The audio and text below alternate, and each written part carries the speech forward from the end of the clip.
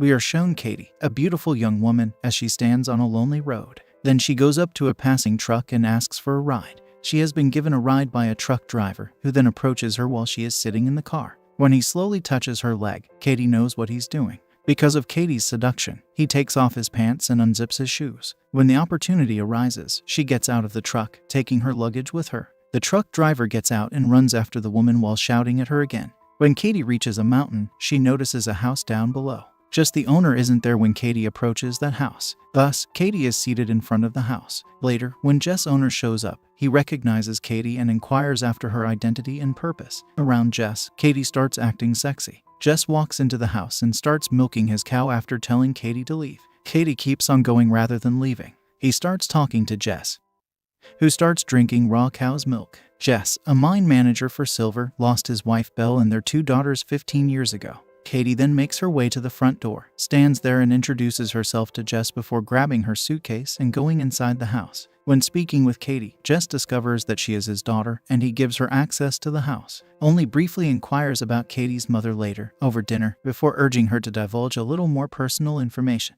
Katie claims that her mother is a prostitute who had an on-campus romance, got pregnant, and is now a mother to a 2-month-old son as well. She had to leave her house because her friends and family were making fun of her. However, when Jess overhears the conversation, he tells Katie to leave, but Katie manages to convince Jess to keep her with him. During Katie's nighttime preparations for bed, in an effort to see Katie's shadow, Jess attempts to peer out of the side window. The following morning, Katie can be seen near the silver mine. When Jess notices him, she rushes over to inform him that the mine had to be shut down because the amount of silver had decreased. Even so, he still occasionally goes digging in it to find enough silver for his needs. Katie asserts that there will still be a significant amount of silver in it and that both of them will become wealthy. But I can't tell you that terrible things always happen to bad thinking until Jess speaks about how she came here to mine silver in order to become wealthy. Katie then clarifies, I had done terrible things and gotten good results. The owner of the silver mine Galaxy's son is a son of mine. I want to provide for my son well. I want to take some silver from the mine owned by his father. So what exactly is wrong with it?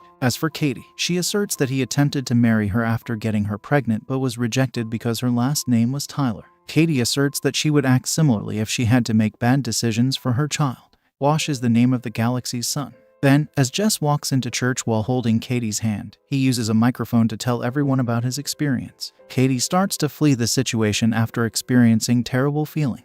When she tries to thwart Jess, Katie dismisses her and runs away. Jess waits for Katie when she gets home, but she doesn't appear that particular day. The following day, Katie gets out of the car as Jess waits for it to arrive outside the house. Katie is questioned by Jess about the car's owner and passengers. Then Katie claims that the driver was actually her friend's brother. As the evening goes on, Jess, Katie, and now Jess are present. Jess was upset with Katie over their conversation about church, and as a result, she has stopped speaking to him. Katie is welcome to stay here as long as she likes, and Jess assures her that he won't act in such a way again. When Jess informs Katie that he will start working in the mine again as of tomorrow, she is overjoyed. The two then start to slowly get intimate, but Jess stops and turns around. Then the next day, they are both seen working in the mine. They both go home in the evening after neither of them discovers anything in the mine that day. Katie arrives at her house exhausted and settles down right away. Katie undresses and gets into the bathtub. He will heat the water as Jess has stated. After taking a bath, you retire to bed. While giving a massage, Katie says, please do, as Jess rubs her. She is also talking to Katie about giving him a massage. I enjoy being defiant. Jess asserts, no, I can't handle everything. My daughter, you. Katie replies, I'm a woman too. The following day, a man is standing on top of the mine while they are both digging in it. This time, they both get a lot of silver and are very content with their purchases. Who is simultaneously watching him and listening to everyone. Then sell the silver together. Katie and Jess visit the market. Katie also suggests that while waiting for Jess to return from selling silver, she goes shopping. When he just returns, she implores him to stop the car in front of a store. Since Katie is unable to locate him there, she tells the shopkeeper that he has gone to the front pub.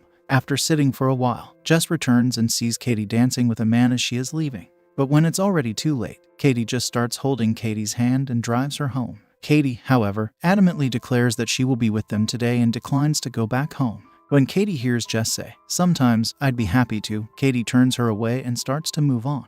But as soon as Jess says whatever you want, I'm ready to go through with it. Katie gives a nod of approval before heading out with Jess. But as they depart, more people start attacking Jess. When Katie notices this, she joins the altercation. and Jess and Katie remove the aggressors from the bar together. They both need to show up in court after this argument.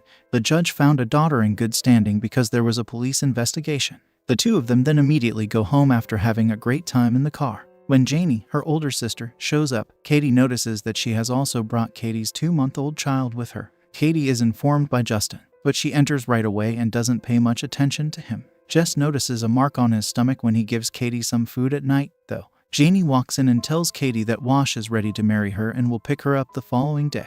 The day after that, when Wash comes to pick Katie up, she informs him that she is not interested in being with him or getting married to him. After seeing how much Walsh loves him, she complies with his request to leave. Then the washer apologizes to the man. He is accepted by Jess. The Wash also lets everyone know later that evening that Katie and I will be getting married in 2 days. As previously stated, Lane continues to approach, and because Jess despises it, he takes his rifle outside. Then Lane tries to persuade Jess to get out of the car, but she rejects him. He calms down and puts his revolver down when Elaine then calls out to Jess, his wife Belle. Belle's condition has actually gotten worse. Consequently, those people had come to me, Katie. Lane visits Belle in her room to speak with her after all of those people come inside.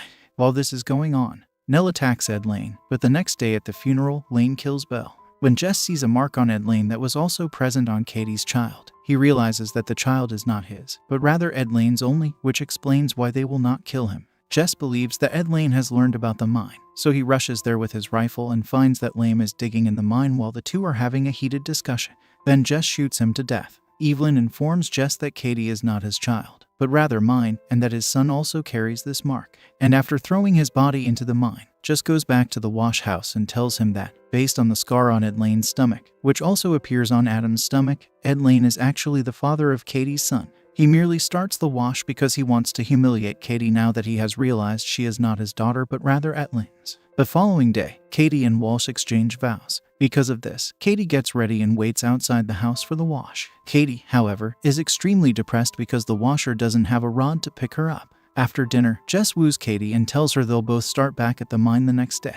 Hearing this excites Katie. Then, the next day, as they were both moving toward the mine, Katie fell and Jess made an effort to help her up. But after dropping him too, Katie began to get close to Jess, and he laughs as he witnesses it. They start to get pretty close when we get to the mine. Then, as they are both taking slivers out of the mine, the police show up and start detaining Jess the next day. When Jess asks the police about his crime, they respond that he is fully aware that having a sexual relationship with his own daughter is against the law. The court holds a mock trial against him the next day. After hearing his testimony, the judge rules that both of you broke the law in our country and will therefore be punished. After hearing this, Jess claims that it was actually her who pushed Katie into doing this and not the other way around. The judge only tells Jess that Katie is not my daughter, but rather Ed's daughter as he is about to announce his decision because Moke was Liam's brother. Jess does this to save Katie. Lamb speaks to prove that the mark on Katie's child's stomach is also on his stomach.